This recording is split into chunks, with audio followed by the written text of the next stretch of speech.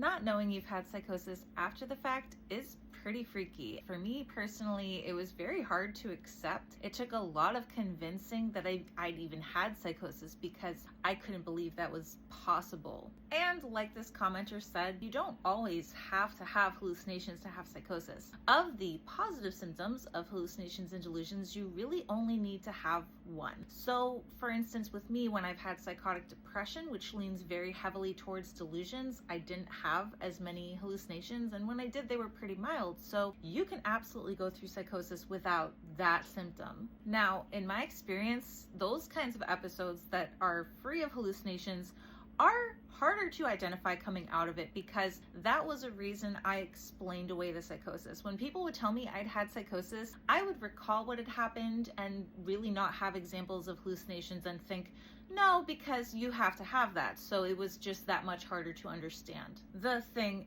is, the psychosis can be just as bad. It can be just as severe without hallucinations, because delusions are their own extreme. And the delusions I had were honestly way more heightened than any hallucination I ever had. Of all the times I've had psychosis, the delusions were much harder for me to get through. So coming out of it, when you don't know what's happened, when your experience without hallucinations may leave you a bit dubious, it helps to have people you trust in your life, safe people that can walk you through what happened.